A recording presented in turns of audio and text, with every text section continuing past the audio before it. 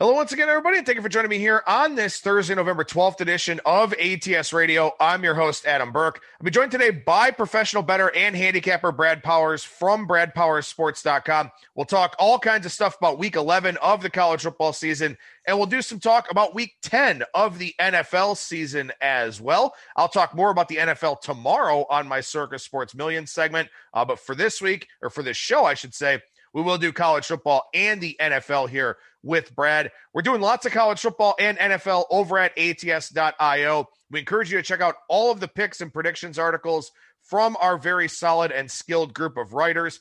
Also, there are tons of sportsbook promotions here for this week. The Masters is going on. Great promotions over at PointsBet Sportsbook for that. Same thing over at BetMGM. We've got the Colts plus 41 tonight against the Tennessee Titans over at PointsBet Sportsbook. You sign up over there, $25 max bet, sure, but it's a free $25 to take the Colts plus 41 here in tonight's game. We got a lot of coverage of those sportsbook promotions, of the industry, some new revenue numbers coming out from Indiana. We are a full-fledged shop over at ATS.io. We certainly encourage you to check all of that out. And, of course, download the ATS app as well, which you can find in the Google Play Store, in the Apple Store, or you can find links to download that over at ATS.io. It's a bet tracker, stats, odds, trends, information, article integration from the website, everything at your fingertips right there in that ATS app. So we very much encourage you to download that and check that out. With that, we bring on today's guest. That is Brad Powers, professional bettor and handicapper from BradPowersSports.com. And Brad, how's it going today, man? It's going well. How you doing on this fine Thursday? Doing very well, buddy. Appreciate your time as always here, sir. We'll be doing some highlight videos here for college football and the NFL later on in the show. But usually I like to start by talking about some different topics, some different things that have kind of piqued my interest or things I've kind of thought about. Something we talked about on yesterday's show and something that we're already seeing here with, I believe it's 8 games canceled for this week. COVID outbreaks, contact tracing, all those types of things. A lot of people pointing towards Halloween parties, which, of course, now we're a couple weeks out pretty much from that Halloween holiday. But that is something I do think we may have to contend with going forward here, because these teams, these players specifically, may have a harder time adhering to these protocols, as their goals for the season are kind of slipping away. And also, too, I think some players that have aspirations or draft projections here may just decide to opt out and not really deal with this the rest of the way. Yeah, I certainly think both of those are plausible. Certainly, I think we're going to start to see teams like, for example, like a Penn State. I think, had some goals and dreams and aspirations. We saw them basically no-show against Maryland last week. That might be a team to look at moving forward. How are they going to, play out the rest of their season? Yeah, I think there's going to be some opportunities. Let's just put it that way. The question, whether or not when it comes to COVID, is there's going to be some early week opportunities to take advantage of it. But as we've seen with contact tracing and whatnot, that more likely a lot. I mean, I've got 5-6 bets already canceled for the week, so there'll be opportunities. We'll see whether or not you can get to the game itself to fully take advantage of them. Well, and one excellent point that you brought up here before we started talking live, and I don't want to steal your thunder here, but one thing you did say is that the college football regular season is going deeper this year because obviously a lot of conferences were pushed back. And a lot of these colleges and universities have decided, we're going to get to Thanksgiving and anything else we have to do is going to be remote. So yep. I thought that was an excellent point you brought up when we were talking off air that, in a lot of these campuses now, it's just going to be the athletes that are there in person.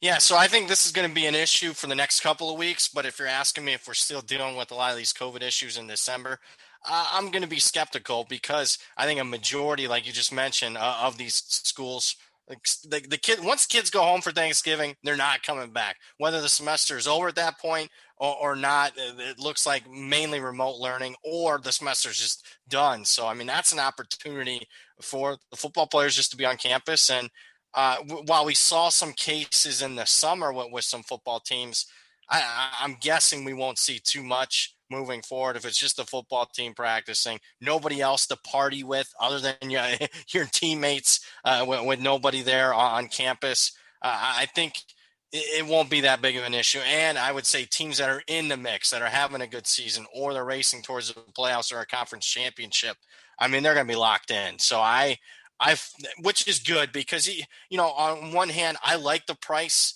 uncertainty. That's how you make money. You price uncertainty. But I think with regards to this year, it's going to be easier to handicap college football in December because I think once the teams are locked in, they'll be locked in the entire month of December. Well, of course, maybe that gives us a little bit of hope for college basketball season too, in that, it's really only going to be athletes on campus. And of course, they're tested all the time anyway. So maybe college basketball looks a little bit more optimistic once everybody goes home.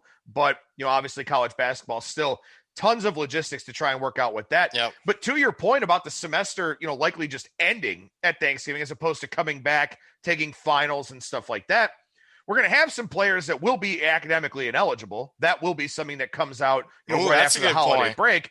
But on the flip side of that, these kids don't have to worry about class and testing and study halls and all these types of things anymore. Maybe that helps some of these teams to where, they can just focus on football. Yeah. And I think some of the coaching staff appreciate that, especially with signing day also being in December. You can just, I think it'll be clear. I think the teams that are locked in and focused, you want to bet them early in the week because I think you're going to get run on those. And the teams that are just disjointed, whether they got players opting out or whether they just don't give, a shit anymore about the rest of the season, I think it'll become perfectly clear. And hopefully some betting opportunities arise from that. Yeah, hopefully so. And, obviously this year's so unique, and it's going to be very tough for us to really take too much from this season, I think, and sort of apply it to future seasons across all sports. You think? Not just across college football. I've talked about it with Major League Baseball as well at various points. I think it's going to be hard to take a lot of things and carry them over to the next season, which brings me to another point I talked about yesterday with Kyle Hunter on our edition of ATS Radio. And if you missed that, I encourage you to go back and check that out. But we were talking about the process of updating power ratings. And this is something that I've kind of found that, has probably been very problematic for me. And I spoke about it in the context of the Stanford and Oregon game, although there have been a lot of other examples. I compare my lines with the closing lines. And of course, that game with Stanford and Oregon was 12 and a half, came down to 7.5 and 8, went back up on game day with the Davis Mills COVID announcement. And I even asked you, because I had some stuff going on Saturday, like, what the hell happened with that line? Why did it go back up?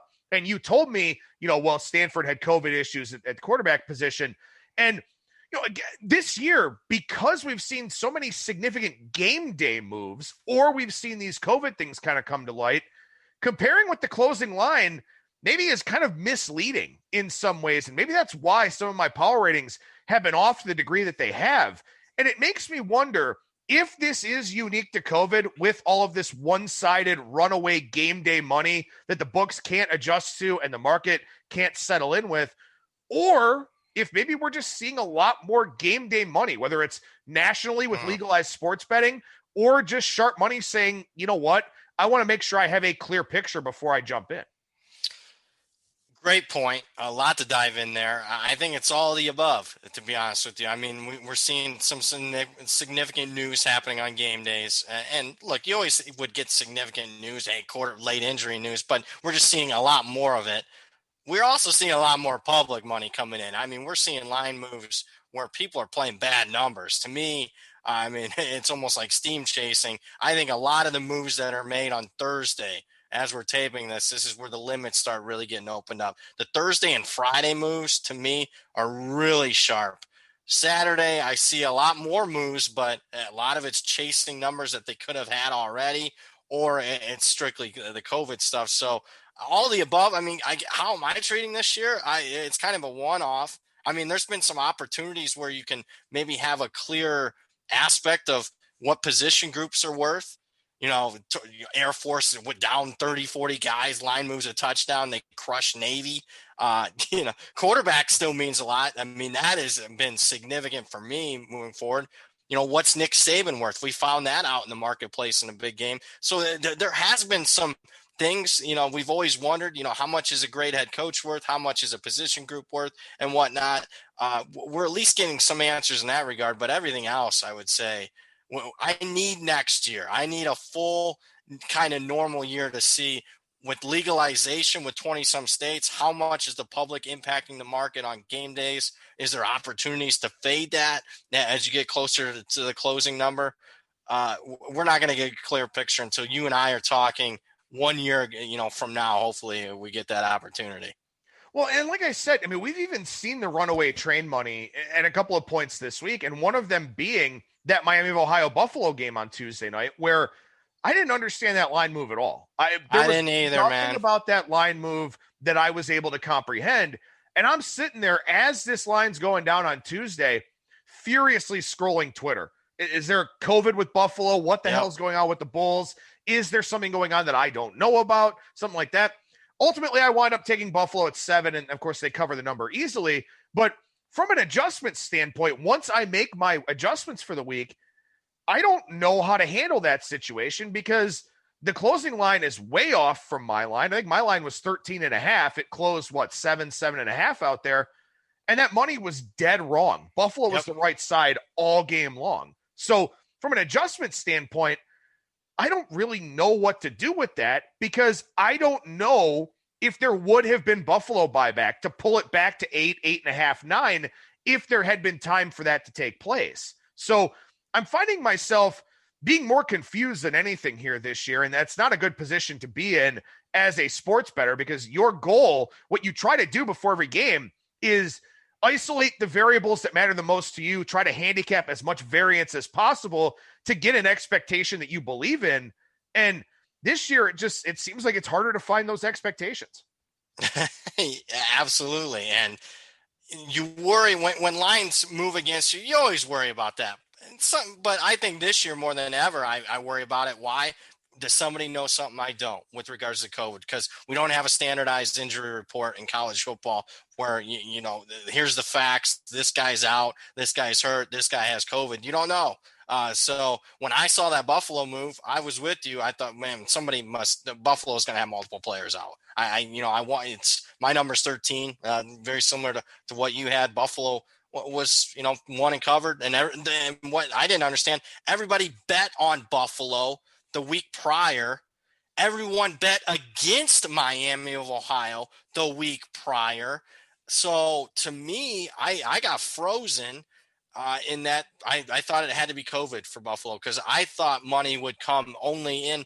I get playing, taking double digits with Miami of Ohio. I get that. It's tough to get margin on and whatnot. But all the money after it moved through 10, I didn't get it. I didn't get it. So I thought it was COVID, and obviously it wasn't. So missed opportunity. And again, the thing of it is, then how much do you respect that money? Because it was wrong. I don't. No. I'm going to upgrade Buffalo and downgrade Miami of Ohio. Well, and that's the question, right? We look at Central Michigan and Northern Illinois yesterday. We saw Central Michigan money early in the week, a noticeably sharp position.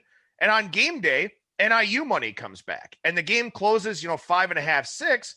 And it was never really all that close. I mean, I know it was 9-0 at halftime, but NIU was not moving the football at all whatsoever. I think they had 130 yards in the first half or something like that. Central Michigan runs away in the second half. And again, maybe from a power ratings adjustment standpoint, you grade that number as 7.5 instead of 5.5. And my line on that game was much lower than the market. So I'm going to have to make significant adjustments to both teams. But I think in my mind, instead of comparing with the close, I'm going to compare with where it was after the sharp money, and that was 7.5, maybe even saw an 8 out there. To come full circle about this whole conversation, unless it is specifically COVID or injury, I am not personally respecting the game day money as much as I have in the past. I think it does look square to me.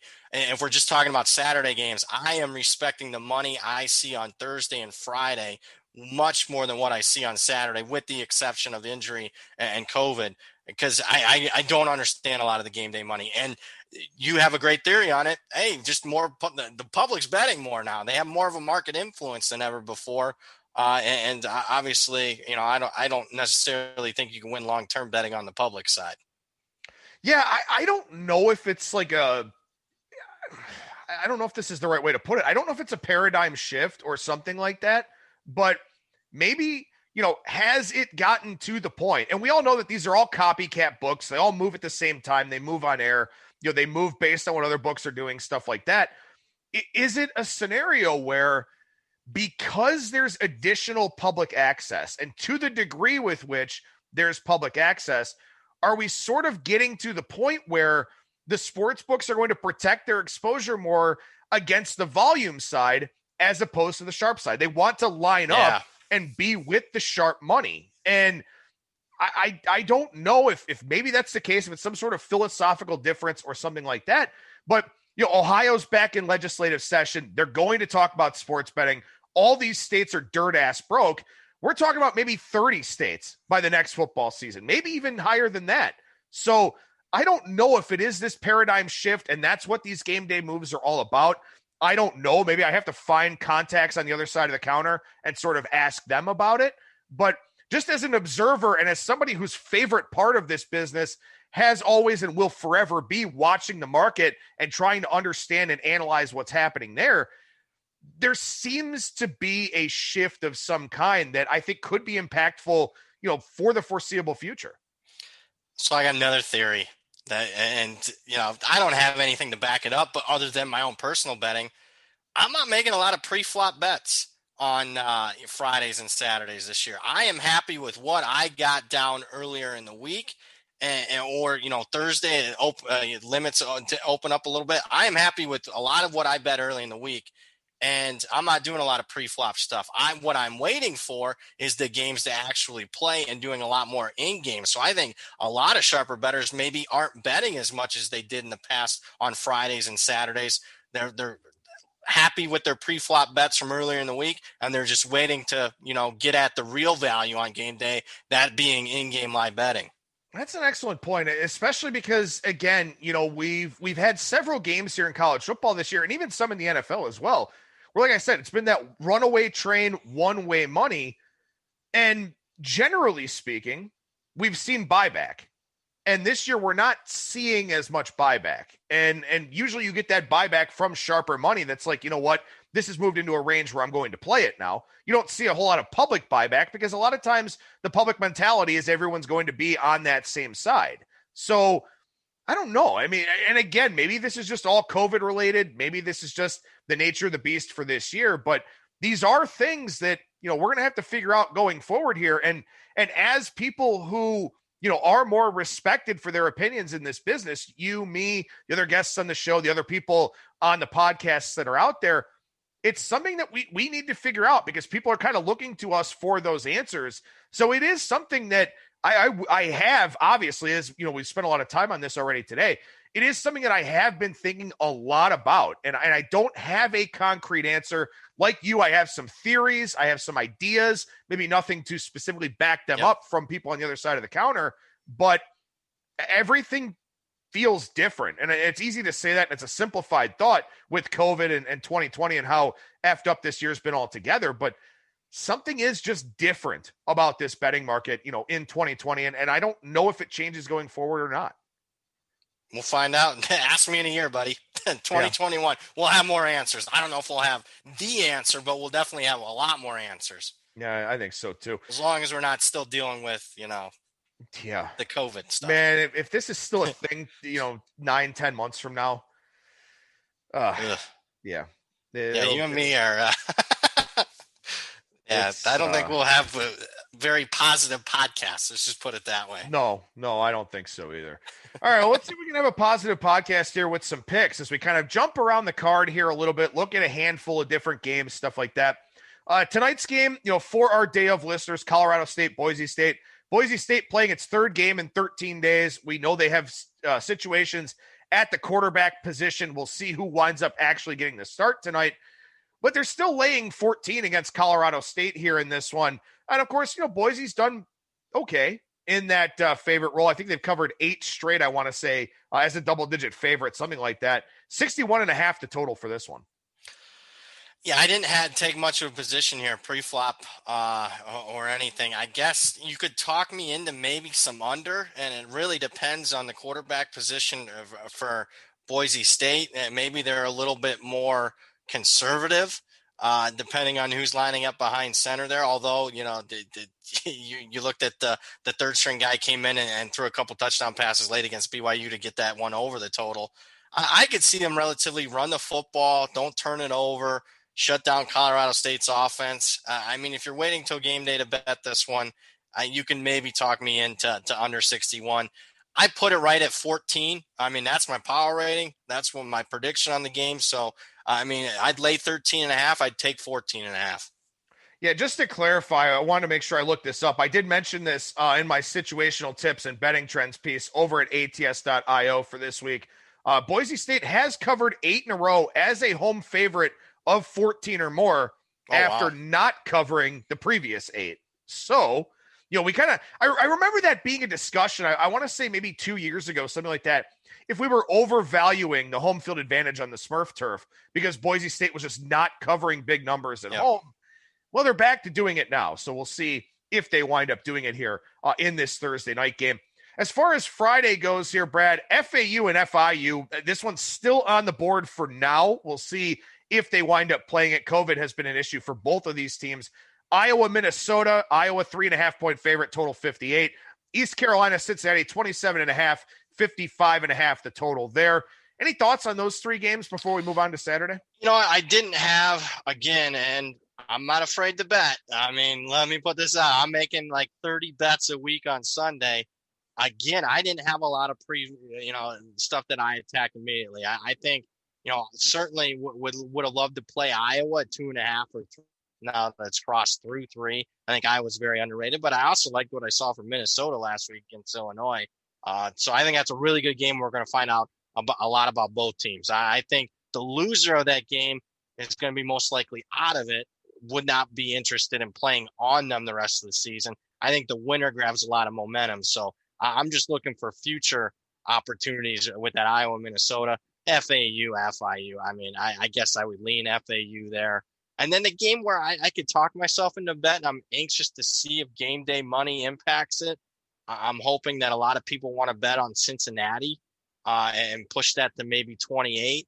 I'll take a flyer on East Carolina. Holton Ahlers is playing good now his last 3 starts.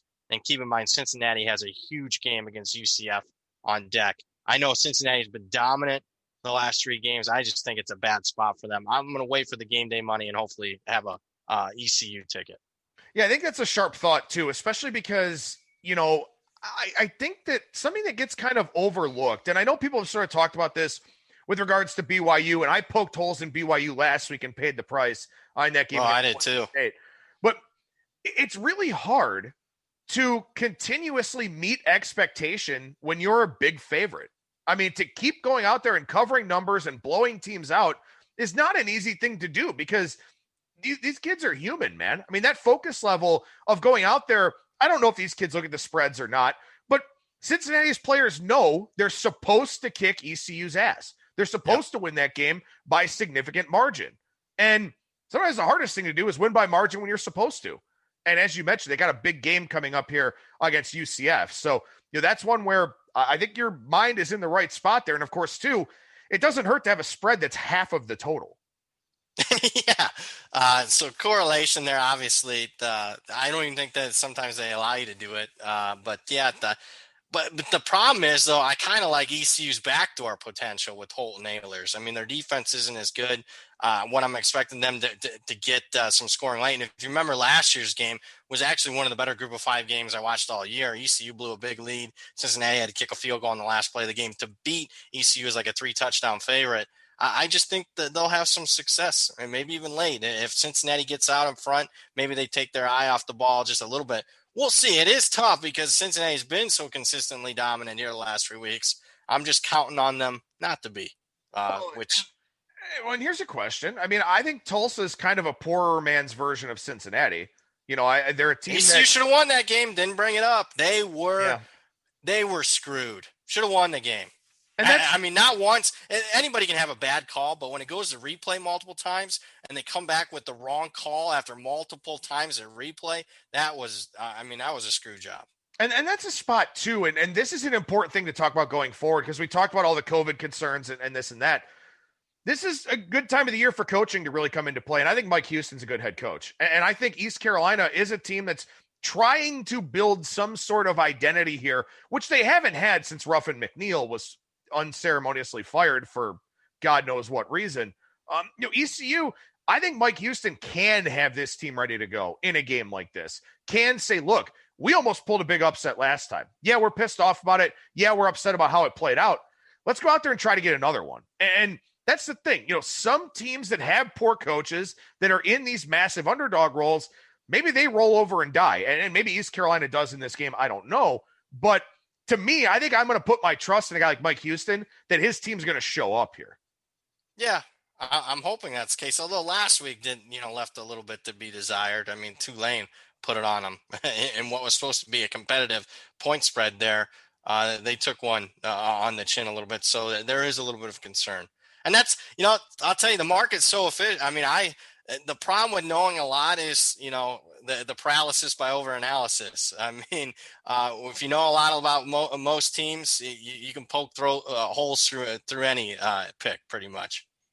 Well, with that, let's get to a highlight video here for the first game on the board on Saturday, game 137-138, Arkansas and Florida. 17 or 17 and a half, the number here with the Gators favored at home. Total in this game of 60. I'm host Adam Burke. I'm joined by professional bettor and handicapper Brad Powers from bradpowersports.com. And Brad, we just talked about coaching and how it could have an impact on that East Carolina and Cincinnati game. Coaching could have an impact here as well. Arkansas head coach Sam Pittman isolating with COVID. He's quarantined. He's staying in the guest house at home, him and his dog. He said he's depressed. Been a tough thing for him here this week. How do the Razorbacks fare, do you think, in this spot without their head coach going on the road as a big dog? I think they're in good shape, and that's saying something considering that I think Sam Pittman's the overwhelming favorite to be SEC Coach of the Year. But if you've been following Arkansas, Sam Pittman's more the rah-rah guy. He's the guy that gets the recruit. He can oversee the program, do the recruiting and whatnot. The nuts and bolts, the X's and O's, are done by Sam Pittman's outstanding coordinator hires. Barry Odom, who's going to be the interim coach. He's the defensive coordinator, former Missouri head coach. The play caller on defense, they'll be fine there. And then Kendall Briles, the offensive coordinator, has done a wonderful job. As long as the play callers are still there, it's a non-factor for me. And if not, maybe it's a positive, the fact that, our coach isn't here, that let's go win one for the Gipper type, win one for Sam Pittman in the game since he's not with us. I think it's kind of a flat spot for Florida off the big win against Georgia, in my opinion. And then as I checked yesterday, I'll have to check again today. I mean, Kyle Pitts, the outstanding tight end for Florida, took a massive hit. And I know we're more cautious than ever in today's day and age when it comes to that. He's questionable. So if he doesn't go, that's a major weapon that Florida might not have in the game. So yeah, I'll gladly take the hook here, the 17 and a half on an Arkansas team that's covered every single game so far this season. And then finally, to top it off, Felipe Franks, the quarterback for Arkansas, I think he'll have a little bit of a chip on his shoulder, being that he was the Florida starting quarterback for a couple of years. He's playing well. So add it all up for me. I like that. I'll take the Hogs here, plus the big number. Yeah, the Felipe Franks revenge game here down in Gainesville. And I agree with everything you said. I was kind of nodding along as you were talking there. The one thing that concerns me a little bit here is I think Florida has turned the corner defensively. And the question is, was last week Georgia's offense is terrible, or Florida's defense is finally playing up to its expectation with the talent level that they have? That's the only thing that I would worry about in this game. And we do see maybe that thought kind of coming to fruition a little bit as the total has come down to 2.5 points in this game. But still, with that being said, this is a very big number for a Florida team off of its most complete performance of the year, I would say. We talked about it last week when we did a highlight video on Florida, Georgia. Dan Mullen, the excitement that he had, getting involved in that little brouhaha before halftime, all that. Florida was jacked up for that Georgia game sky high. I mean, it looked like a great spot for Florida. We called it on the show. We talked about it, and they came through. This week, I don't know if that juice is there. I don't know if they've got that same feeling, that same excitement. Yeah, they're going up against Felipe Franks, who left the program, but, I don't think that's really a big deal for the Gators here.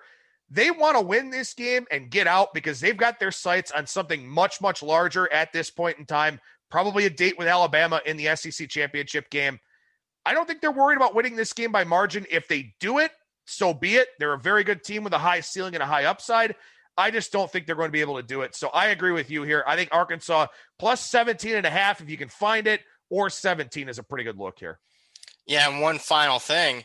2 weeks ago, Florida's laying 13.5 against Missouri, laying 17.5 here against Arkansas on a neutral field.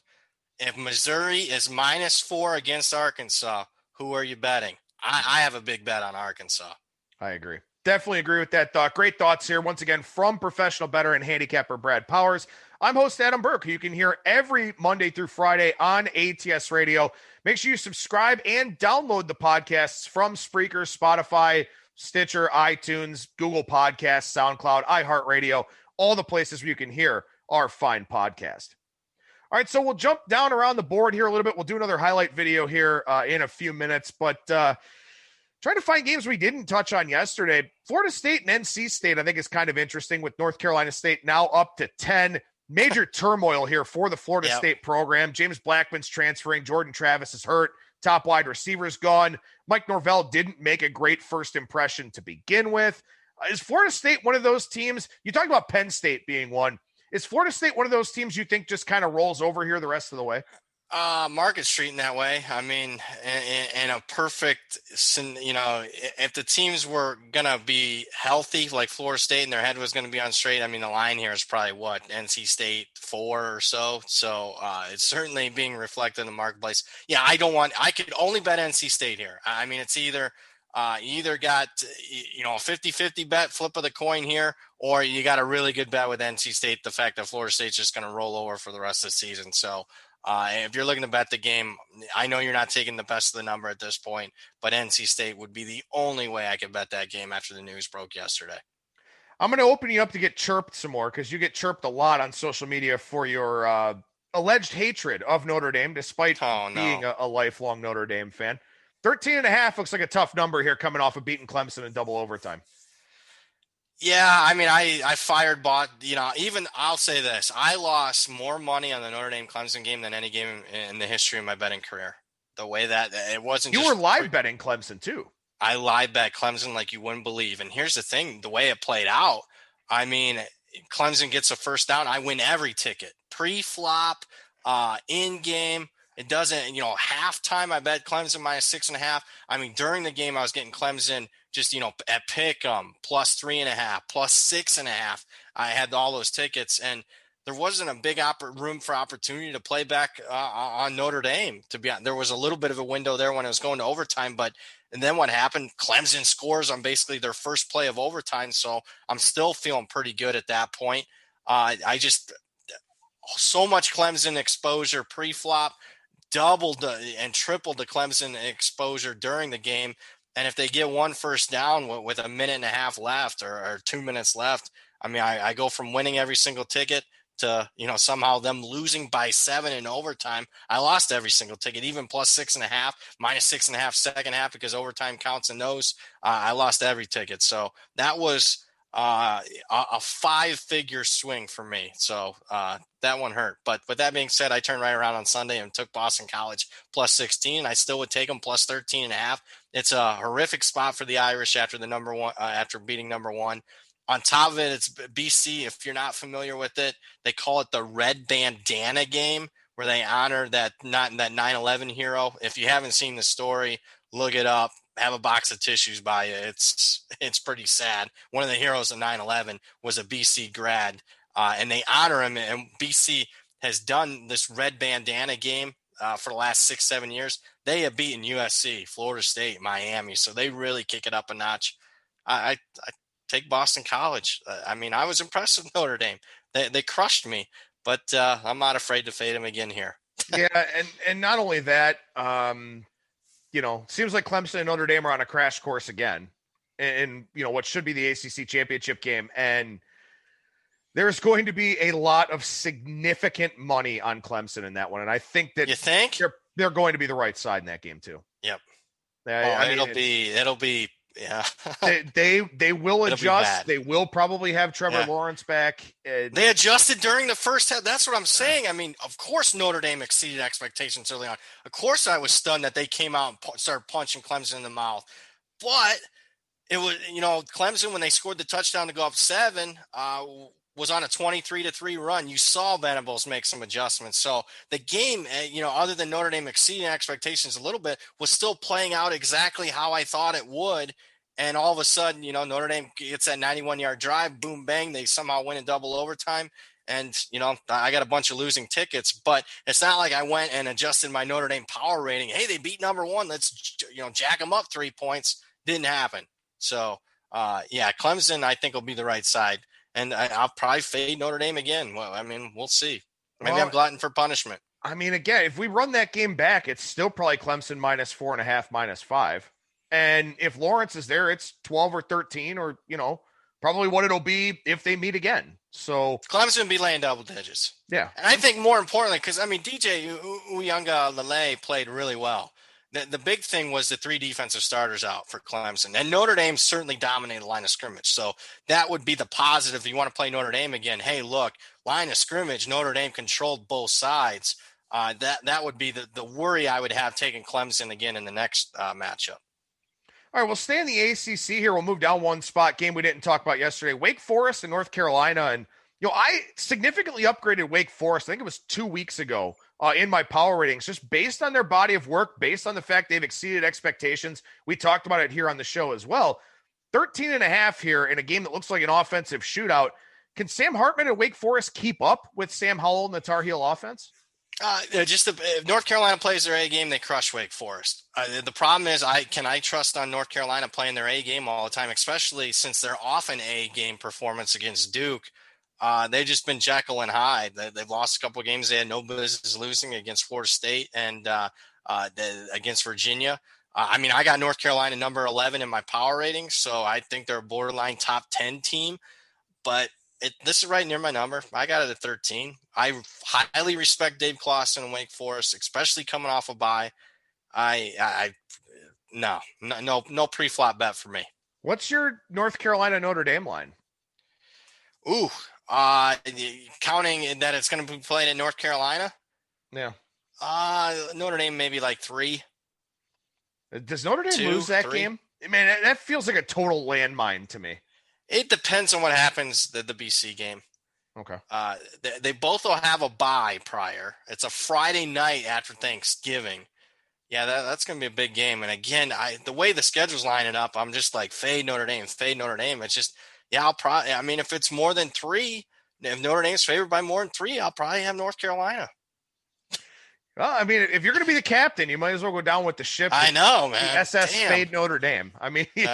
You're kind of pot committed now to at some point, you're going to run into one where you're going to be like, yeah, I was right. And then it may be a string of multiple games where you can say, the problem is I was right at the start of the season. I bet them like 3 times in their first 4 games, went 3-0, and then the Pittsburgh game happened. And then, I took a really strong position, got my teeth kicked down my throat everywhere I did the show with you, everywhere. And then, last week I went against them again and lost, although I don't feel as badly about it as the Pittsburgh game. And then we'll see. I'll say this. I won't be so anxious to do it if they go out and crush Boston College. And then there's going to be a time and point where I'm less like, I can't do it again. Yeah. No, that's fair. I think that makes a lot of sense. How about game 161, 162 here? We jump away from the ACC, go to the Big Ten for a minute. You and I were talking about this one off air before we started recording, that this one's now Wisconsin laying a road number in Ann Arbor. I know there won't be fans in the big house, much different environment, but still Wisconsin with travel here, laying 4.5 or 5, total up to 54 in this game. I don't get it. Someone's going to have to sit me down and explain this to me because I know Michigan. Look, this is the penultimate buy low point on Michigan because, yep. You don't expect this with all the COVID that's happening for Wisconsin. No, it's all on Graham Mertz. A guy's played 1 game, but he's worth like a touchdown on the spread. If he plays, okay, the line makes sense. 1 game against Illinois. Shit. And I'll tell you, I watched that game as a Friday night game, and I watched every play of that one. And I got to tell you, I know they easily won and covered, and Mertz played out of his mind. But I'll tell you, the hallmarks of Wisconsin football weren't there. They struggled running the football, and Illinois, Brandon Peters had success running on Wisconsin's defense. If you look at the yards per carry, I think Wisconsin averaged like 3.4. Illinois averaged 5.2. That's not Wisconsin football. So, I mean, if Mertz plays, okay, I think Wisconsin should be favored. I don't think it should be more than a field goal. If he doesn't play, Michigan should be favored. I took one big time on the chin last week betting Michigan. I'm going to bet Michigan again. I like Michigan this week. I mean, Rutgers is a 7-point favorite against Illinois. Yep. Like, how bad are the Illini? Rutgers hasn't been a conference favorite since 2014. And, okay, Wisconsin's one data point was fun and great and whatever. But, like, who the hell's been practicing for this team? What have they been doing for practice? Yeah, I know. I have no idea. I mean, say what you will about Harbaugh. And obviously, I hate Michigan. I'm an Ohio State fan. I'm critical of Michigan all the time. Very critical of Harbaugh, who I think absolutely needs to be done in Ann Arbor. But I'm going to bet Michigan this week, and I very much entertained betting Michigan last week. So there's a mispricing in this game, I think, to say the least. Is there a mispricing in the next game? Indiana, Michigan State, Indiana laying 752, the total here. This one's come down a little bit from where it was early in the week, suggesting some sharp money giving Sparty a try. Yeah, I don't agree with it. I mean, I know it's a bad spot here for Indiana, and that's the thing that's giving me pause on betting the Hoosiers here. But, I mean, how much is it worth? They're off Michigan, a big win there. They got the Buckeyes on deck. I get it. And I'm not a big waving the flag around the Hoosiers. I mean, they've been okay. I mean, they certainly kicked my teeth down my throat last week, but it's not like I've been overly impressed. I bet them the week prior against Rutgers. It was my favorite play of the week. And from a pure power ratings aspect, did you ever get that hole in your wall fixed after that Indiana Rutgers? No, it's there. I'll take a picture and post it on Twitter. But, I mean, I got this at like 12.5. Huge overlay. I didn't understand the Michigan State money last week. Played against them. I mean, it wasn't even a contest with Iowa. And I understand some Michigan State money this week if they were a double-digit underdog. But now that it's 7, I mean, I can only play Indiana. But I'm going to wait. Let's see. I mean, last week I couldn't believe that the Iowa game kept dropping, and it would drop another half point. So maybe I can find a 6.5 when it's all said and done on the Hoosiers. I'm going to bet Indiana.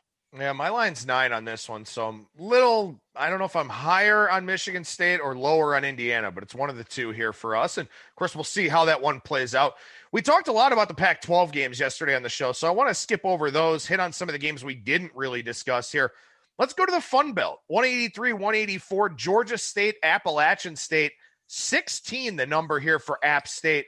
It's a total of 62.5. So pretty high totals in App State games this year, not something that we're totally accustomed to seeing. Did they cover the big number here against Georgia State? Well, I have 8. I would lean App State. I have 18. I mean, the only thing giving me pause is they got Coastal Carolina on deck, which is going to be a huge – you didn't think before the season that was going to be a big game, but it's going to be a big game next week in the Sun Belt. It's a big total because Georgia State, if you've been following along with their games, other than them, with a goose egg against Coastal Carolina, I mean, their games have been very high scoring, including last week. I lean App State for me. The 18, when my number's to a secondary number like 17, I'm certainly the Mountaineers are worth a small bet. Yeah, I got this one right on the number at 16, so nothing for me. But as you mentioned, App State with a massive game on deck, and we've seen App State step up really nicely in their big Sun Belt games. They've handled Louisiana for the most part. When Troy was good, they played very well in that game. But also, they've had a lot of coaching turnover. And I think now is kind of the time where we find out about a guy like Sean Clark. How prepared is his team? How focused is his team for this spot? Do they develop some bad habits going into that game against Coastal? I'm going to watch this game pretty closely. Well, I won't watch it, but I'm going to follow it pretty closely in terms of the line and in terms of the box score and looking at the play-by-play and all that, just to see if I can pick something out, maybe not even for 2020, but for App State going forward, just because, I mean, they've been the class of this conference for so long, and you wonder if at some point all this coaching turnover, all the player turnover, all of that winds up having an impact. Yeah, I think next year will be a big telltale when they lose the quarterback. Zach Thomas has been there forever. They're 1-5 against the spreads, but if you dive into these games, I mean, they missed the closing number by a half point last week. I bet against them in the Charlotte game in the opener, and I thought App State should have covered that game. Charlotte was very fortunate. So there hasn't been, you mentioned it, we're going to see it more in their bigger games. In the games that I followed Appalachian State, I haven't seen major issues so far that makes me believe that Clark is a bad coach. Next year will be a bigger tell, and maybe Coastal Carolina and UL Lafayette games later this year will maybe be more of a tell.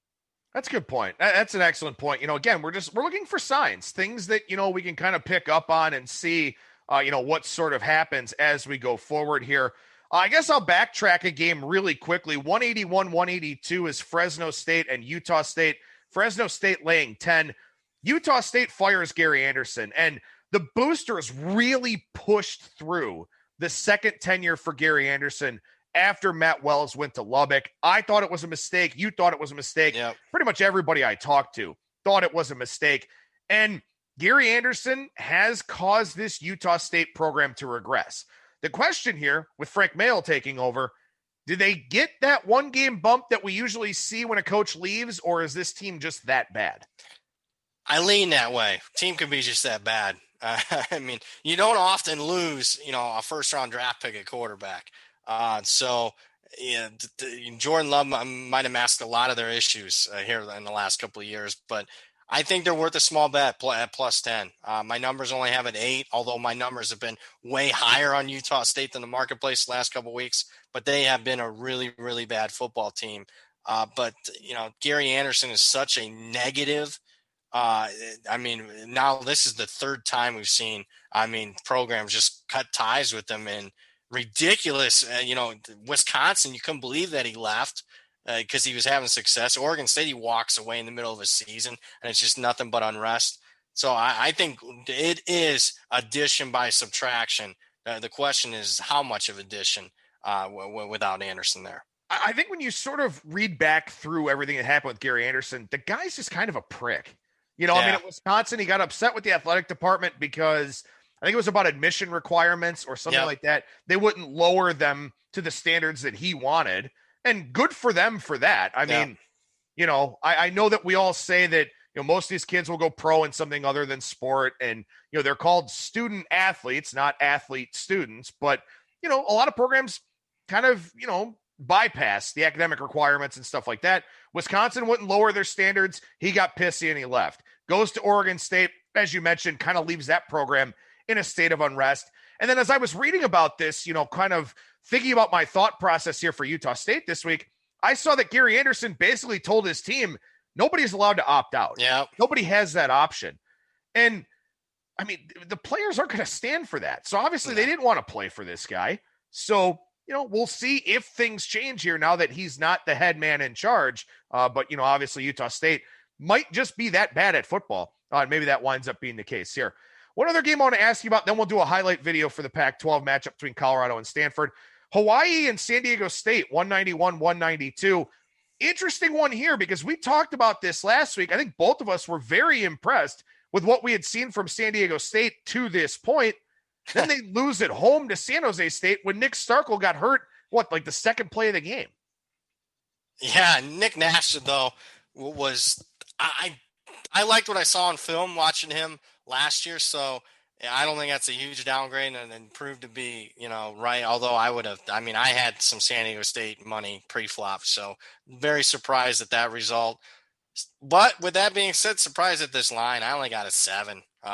I know I'm not anxious that the bunch of, Hawaii on the road against a physical team, but, my numbers say, San Diego State struggles covering double digits. I think they're on a 2-8 ATS run in that role. I mean, it's tough covering double digits when you are a stodgy offense. So lean Hawaii for me. I kind of like Hawaii a little bit in this spot here. For me, it's one of those things where my line's 10. So, I'm not that far off from the market or anything like that. But I think about how well Hawaii played in that first game against Fresno State. They played back-to-back games on the mainland, something that I think I mentioned on the show. They'd only done like 4 times in the last 5 years. And that second game was at Wyoming in the highest elevation in FBS. Yeah, that's going to happen. You're going to get run off the field, and they did in that game, losing 31-7. They get back home. They have some issues with New Mexico, but played a pretty good second half in that one. I think they're kind of finding their way a little bit. I think you can explain some of the shortcomings that they've had. I don't think you can really explain what happened last week with San Diego State. I mean, they blew out UNLV, not a good team, blew out Utah State. We know they're not a good team. They finally play somebody with a pulse, and they don't look good. I think Hawaii is the play here, especially if you can find 11. Don't disagree with you, but I guess I'm a little hesitant because I played Hawaii last week and it wasn't even in the game from start to finish. Yeah, the Mountain West is tricky. It is. And that's the thing too, is I think some of these teams have a high ceiling, some of these teams have a high floor, and I don't know which one they're going to be closer to week in and week out. Yep. And I think that, again, we got 2 data points, or 2 or 3 data points from some of those teams, and I don't know how descriptive those data points have been to this point. So, just something we kind of have to deal with in the Mountain West here as we go forward. With that, we'll do a highlight video for this Pac-12 matchup, game 193-194, Colorado and Stanford. Stanford 7-point favorite, total 54 for this one. And I just talked about the Mountain West and how we don't have a lot of concrete and reliable data points. Well, we only have one data point for these Pac-12 teams here so far. Stanford's data point without quarterback Davis Mills, who had COVID leading up to the game against Oregon last week, and Colorado with really a very strange box score in their game against UCLA. Yeah, I like Stanford here. Let's just talk numbers. Even without Mills, I made it like 9. So already value on Stanford. It's only a positive if he plays. I don't think he will. I think a lot of the Pac-12 teams will be more cautious. But I'm okay. If Mills doesn't play, and also keep in mind they're also without their top playmaker, Weddington. But with that being said, they still put 400-plus yards on Oregon. I mean, they just need to find a kicker. They missed 4 field goals against Oregon. Otherwise, they cover almost every number in that game last week, no matter when you bet it. And that would have been a very impressive performance for the Cardinal, especially without a couple of their top players. So I thought that game was a little bit misleading. Value on Stanford. On top of it, Colorado game was a little bit misleading. They jumped out big time early on UCLA. Why? Turnovers, +4 in the game for Colorado. And it was an important game for their new head coach, Carl Durrell, who played at UCLA, coached at UCLA. It's what I call an inside-out handicap. Misleading game for Colorado, misleading game last week for Stanford. Put them together. You got one of my favorite plays of the week. I like the Cardinal.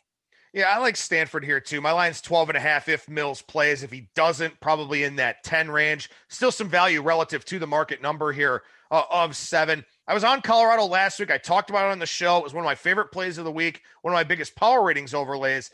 I'm glad it came through. I also downgraded Colorado in my power ratings. So, they won and covered, won outright as a dog, stuff like that. But I still downgraded them a little bit. Now, they did miss 3 field goals in the game. They could have put a little bit more margin in that one. But as you said, it wasn't even just the +4 in turnover margin. It was where those turnovers were. They had, 1 at the 19. They ran one back to the UCLA 1. They got a bunch of short fields early on. We didn't see if Colorado's offense is going to struggle the way that most of us expected coming into the season. So I think Stanford's in a good spot here. Bounce back performance possibility for them coming off of that Oregon game. And again, it's one of those things where UCLA starts the year as a turnover prone team, and they got to go play in altitude in Boulder. And, you wonder what impact that's going to have on them and what benefit that will be for the Buffaloes. Well, now they go to Palo Alto. Tough place to play, tough place to get to. Not the same elevation as Boulder, obviously. I think Stanford's the player, and I think this line's too cheap. Yeah, and if you're asking, whenever I have a little bit of power ratings disparity, am I too low on a team? Am I too high on another? My power ratings last week said fade Stanford, and proved to be correct, although came away impressed with Stanford. My power ratings said Colorado was one of my top plays of the week to play on Colorado, and obviously that proved correct. So that's why, it doesn't make sense to me that I have an overlay in favor of Stanford this week.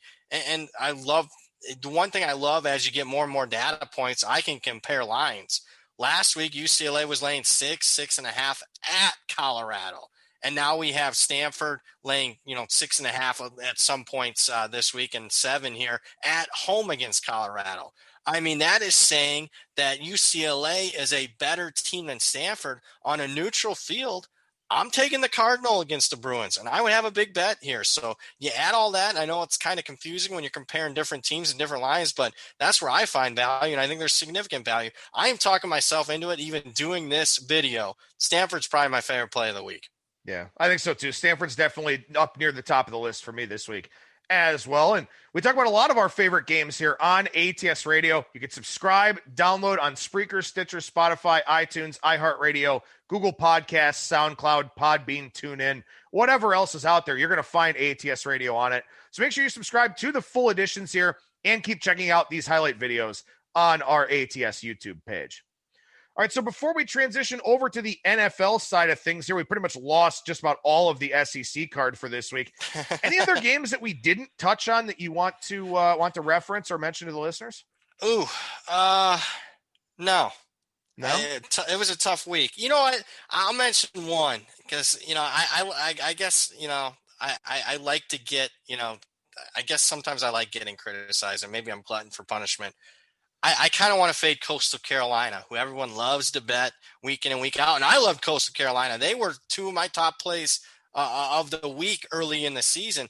They are getting priced out at this point, laying double digits at Troy with that big game against App State on deck. I like Troy. So there's one that's really against the grain. But I'm waiting. We'll see how much public money comes in on Coastal on game day. Yeah, we talked about this game a little bit on yesterday's show, and one of the things that we're kind of discussing was, the Troy quarterback situation. I'd much rather have Gunnar Watson in this game. Oh, I would too. Don't know if it's going to happen because Coastal plays, kind of a high-risk, high-reward style of defense, and I will say this, man. I don't know what happens with Coastal going forward, and I bought the hat because I thought it was a good-looking hat on me. Oh, look at that. Yeah. I even did it with you having a hat on. Damn. I know, right? Well, man, I am glutton for punishment. And Jacob Free's going to go out there and throw 4 interceptions. And I do notice you're not wearing you're not wearing the Play Like a Champion today hat this week. I lost like a champion with that game last week. The one thing I will say is I love everything Coastal Carolina is doing. Pre-snap motion, I love it. High risk, high reward defensive style, I love it. They're limiting the opponent's possessions. I love it. I know everyone wants to play fast and put up all these sexy numbers. They're slow and methodical and efficient as hell, and I think it's fun to watch. I agree with you. I think their lines are kind of running out a little bit, and we'll see what happens, with that App State game next week. But that's the thing. You can hurt them if you've got the quarterback to do it. And to me, if I'm Chadwell, I'm sitting there going, nobody in this conference has the quarterback to beat me if I play this style of football. Maybe Zach Thomas is that guy next week. Maybe Gunnar Watson is that guy this week. I'd prefer him over Jacob Free just because I think Free got a little bit panicky in the pocket last week, did get to watch some of Troy's game. So there is that. But, man, we talk all the time on this show about I wish, before Iowa State got Matt Campbell, I wish Iowa State would play the option. I wish Kansas would play the option. Vanderbilt should. Do something different. Coastal Carolina is doing something different in this conference, and they're winning because of it, and they look really good in the process. Chadwell's going to find himself a pretty decent job here going forward if he keeps doing this. Just do something different, man. You don't have to play this breakneck style. You don't have to play Louisiana's. We're going to try to run for 300 yards every game. You do something different and against the norm and something that's maybe a little bit riskier like they do on defense. It's going to pay dividends, man. And kudos to them for that.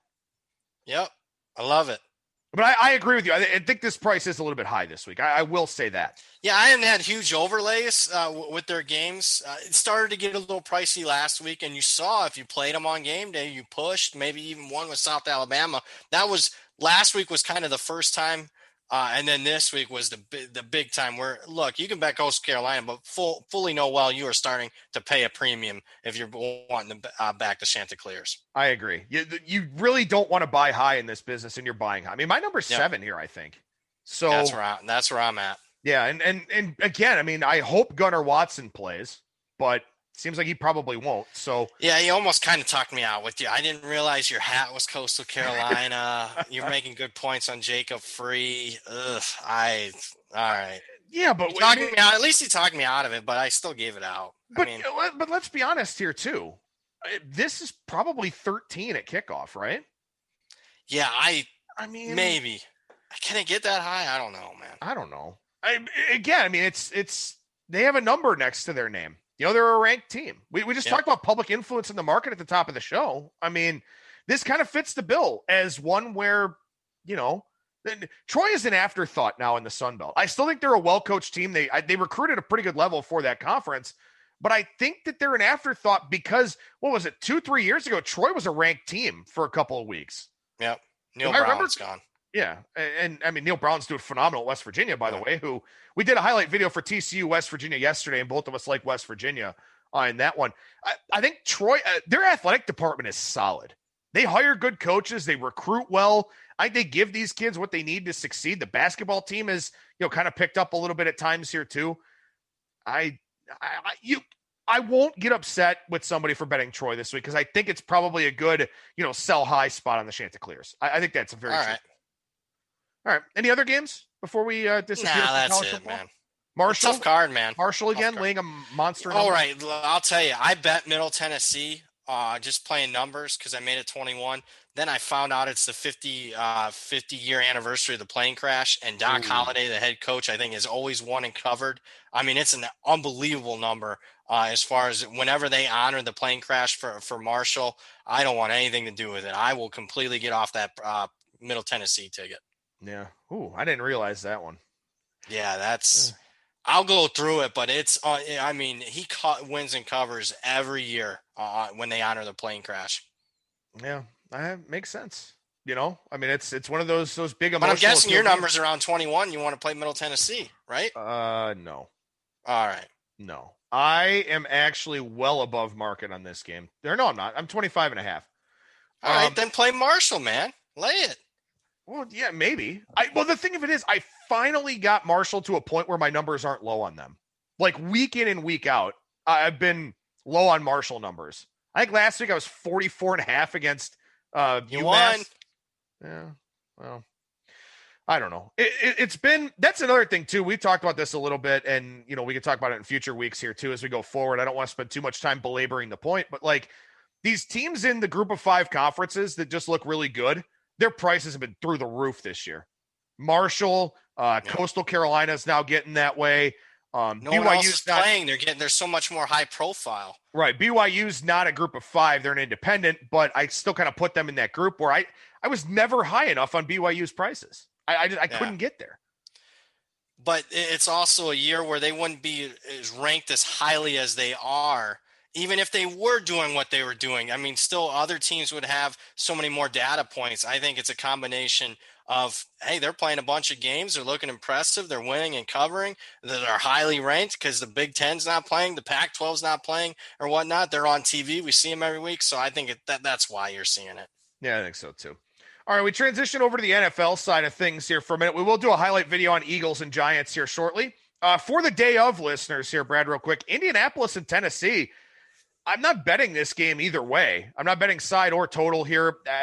It's a good game. Maybe you watch it, you find a live betting opportunity, but great Thursday night game. Nice, change of pace to get one of these, hopefully, but I don't have a play on it. Do you?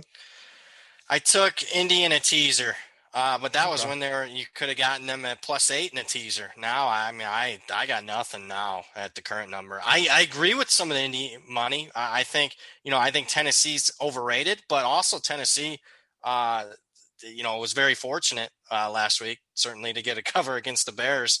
And I'm not a big Phillip Rivers guy, old man on a short week. Agree with the original Colts money, but right now, no play. Tough game.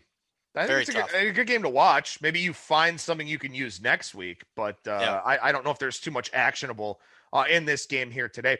2 games off the board in the NFL, Cincinnati, Pittsburgh, wondering if Big Ben will play. Also, I believe Cincinnati's got some COVID issues on defense too, which that wouldn't take the line off the board, but who knows with all that going on. Washington, Detroit also off the board here. Obviously Washington with some quarterback concerns of their own. Stafford with COVID negative tests last week, was away from his family, played like shit after that, all that kind of thing. But there are some positions that you and I were talking before we started recording here. You and I are opposite a few games here in the NFL this week. I'll talk more about my picks on Friday, but I like Tampa Bay over Carolina. You're on the opposite side. I kind of like Buffalo over Arizona. You're on the opposite side of that one. Yep. Seems like this week in the NFL, I think there's going to be a lot of differences of opinion because we've got a lot of, what appear to be pretty competitive games. Yeah, I get your position on Tampa playing on, Brady after one of the worst games of his career. But, I mean, at some point, is he going to hit the wall? He's 43. Father Time's undefeated. Maybe he's just not that good. I'll tell you what it is good. Betting on Teddy Bridgewater, who's a covering machine no matter where he plays at quarterback. So I do lean Carolina there.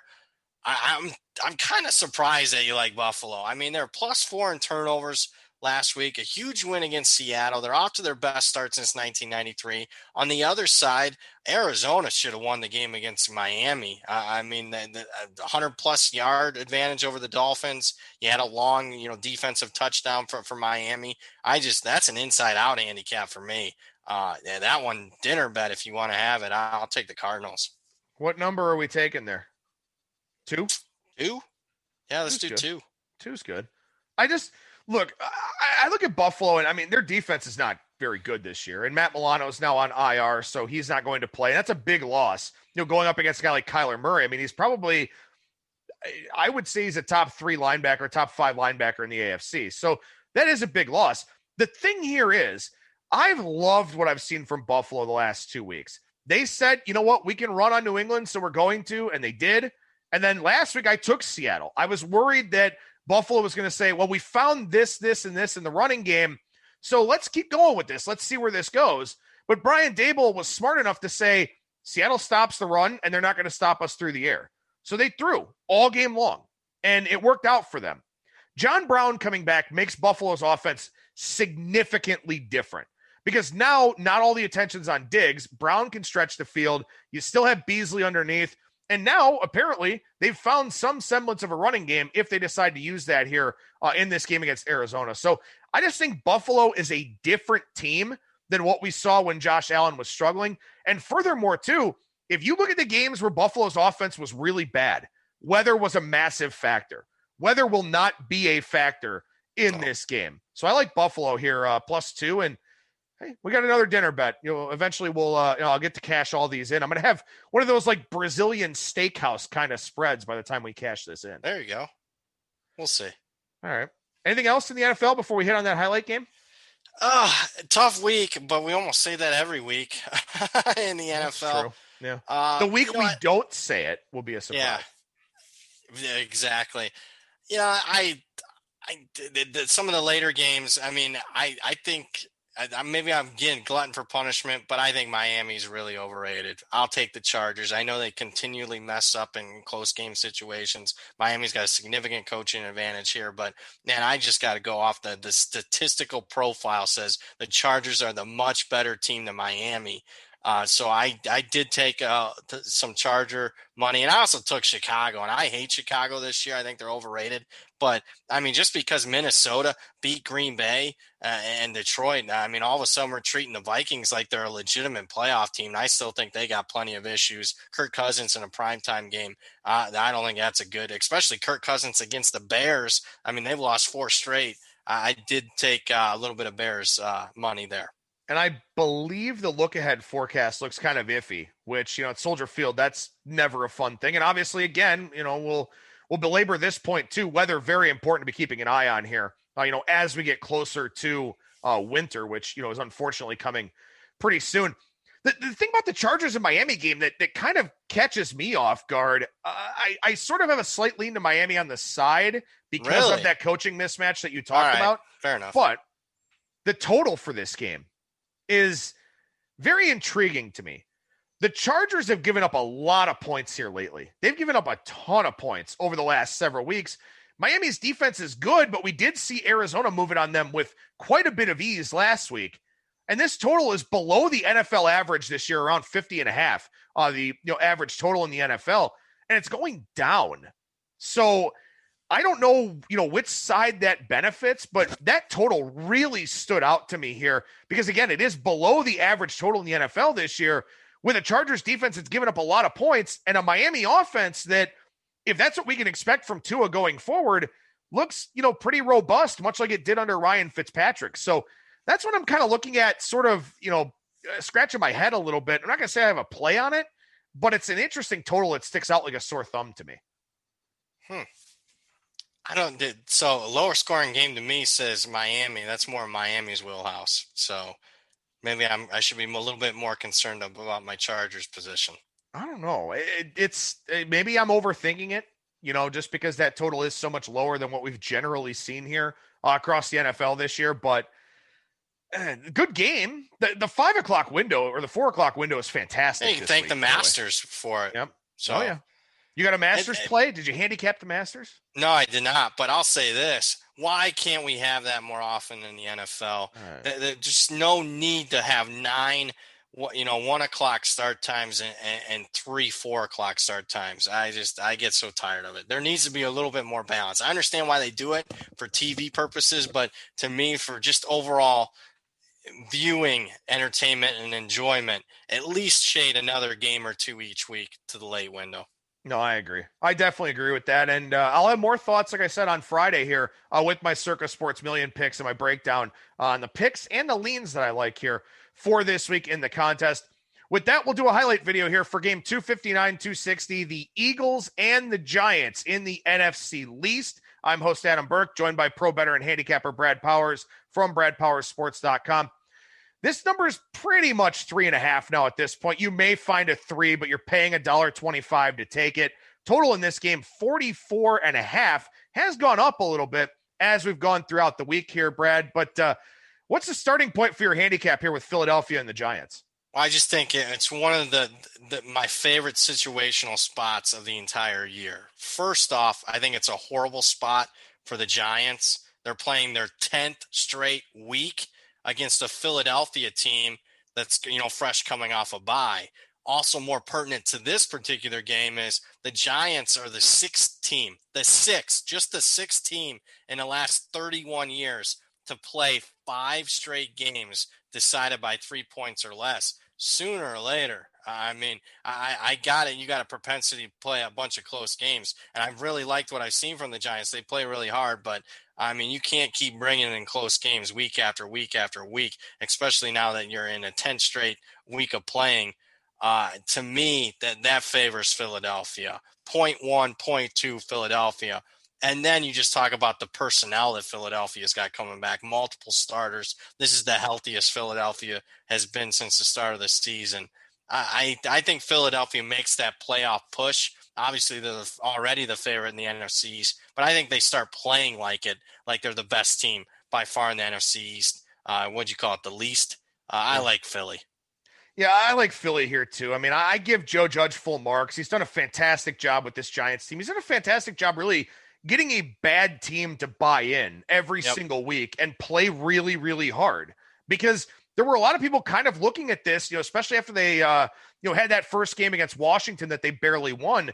Sort of looking at it saying, Daniel Jones ain't it, man. Like, he's not the guy. They need to improve their draft position, sort of reevaluate this quarterback situation, maybe end up with a Justin Fields, something like that.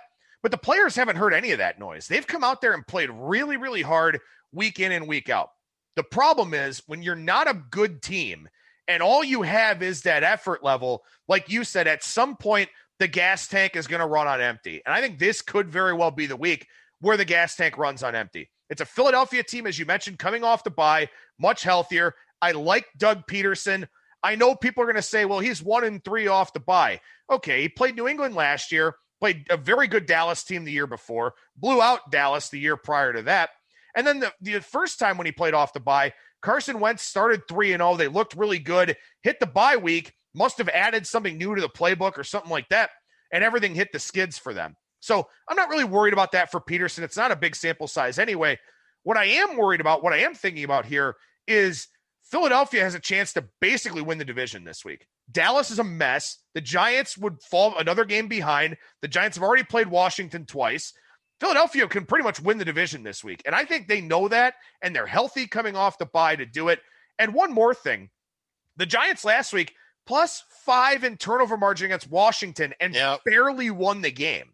So we're in consensus opinion here. Eagles Three at minus 125, 3.5 at plus money, something like that. I think both of those are decent plays here. One final point, if you're following along, Philadelphia owns the Giants 21-4 the last 25 times. That's saying something. This isn't college football. This is the NFL. Beat somebody 21 out of 25 in division play is saying something, especially 8 straight wins for the Eagles. I don't want to jinx them, but they have absolutely owned the Giants the last 5, 6, 10 years. Yeah, definitely a consensus opinion here from us on ATS Radio, taking a look at the Eagles, number 259 in the rotation order, -3 with extra juice or -3.5 at plus money. Make sure you tune into the full editions of ATS Radio, which you can find on Spreaker, Stitcher, Spotify, iTunes, iHeartRadio, Google Podcasts, SoundCloud, wherever you stream and download your podcast content. All right, with that, anything we missed in the NFL? Anything else you want to touch on here before we sign off? No, I'm good. Major wins in the Cleveland, Houston game, Green Bay, Jacksonville. Make sure that's part of your handicap if you're wondering why those totals are moving down. Yeah, excellent point there. I do like Cleveland quite a bit, by the way, but I'll talk more about that one on Friday when I discuss my Circa Sports Million picks. Brad Powers, professional bettor and handicapper over at bradpowersports.com. And what's going on over there right now, man? Yeah, right now we're running a special. It's $49 for the rest of the season. You get all my college and NFL picks, but don't buy it for the picks. Although the picks are pretty good this year, 56%. They're 56% this year. They're 56% all time. I'm having my best college year ever, but I'm also having my worst NFL year ever. So take that for what it's worth. But again, don't buy for the picks. Buy for the information. You want my power ratings, my computer projections, my game write-ups on every single game, thought trends of the week, you name it. It's all in my weekly newsletter. You get it all the way through the Super Bowl. College, pro, $49 for the entire season, bradpowersports.com. Well, your NFL season is going to get worse when you owe me another dinner after Buffalo covers against Arizona. So we'll see on that one, buddy. All right, man. Brad Powers, once again, professional bettor and handicapper over at bradpowersports.com, at Brad Powers and the number 7 on Twitter. Always a treat, man. Love chatting with you. Love shooting the shit. Always a good time. We'll talk to you again next week. All right. Take care, my friend. There you go. Once again, there's professional bettor and handicapper Brad Powers from bradpowersports.com. Follow him on Twitter at Brad Powers and the number 7. We got one more show left for this week. That is Friday. As I mentioned, I will talk about my Circa Million picks.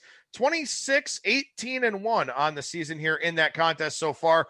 We'll see if I can get one of those 4-1s or 5-0s here for this week. That'll do it for me. Thank you so much for listening, everybody, and I will talk to you again tomorrow.